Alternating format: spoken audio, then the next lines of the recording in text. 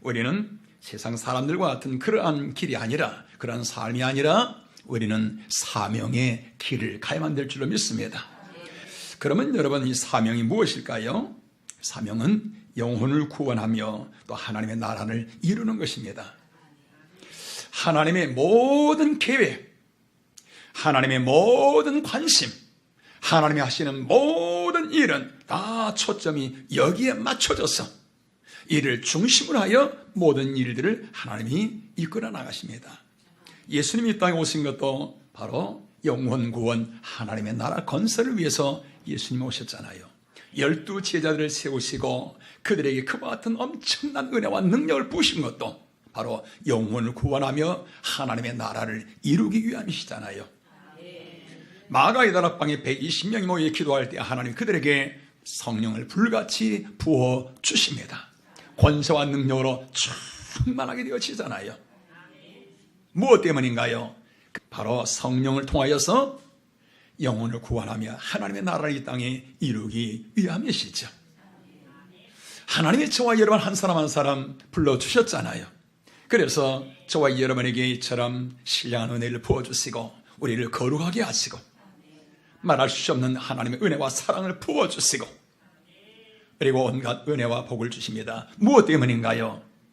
영혼을 구원하며 하나님의 나라를 이루기 위하여서 하나님의 모든 관심, 모든 계획, 모든 초점은 여기에 맞춰져서 하나님이 이끌어 가신 줄로 믿습니다. 그러면은 사명의 길을 가는 자에게 하나님이 어떻게 하시지요? 하나님이 이 사명을 붙들고 가는 자는 모든 것을 이길 수 있는 그 힘을 하나님이 부어주십니다.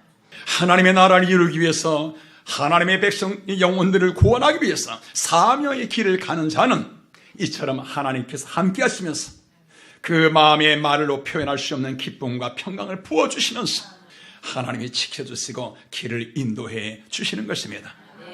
그렇기 때문에 사명을 위해서 나가는 사람은 사드락 메사 아벳느고처럼 불 속에 들어갈지라도 그곳에서도 주님이 함께 하십니다.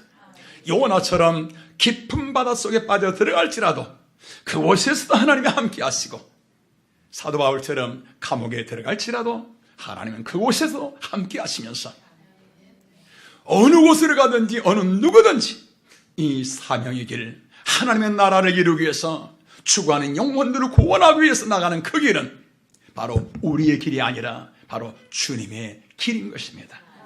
모세가 지팡이를 들고 나갔지만은 그 지팡이는 모세의 지팡이였습니다. 그런데 사명을 붙들고 나가자 뒤에는 뭐라고 말씀하고 있는가요?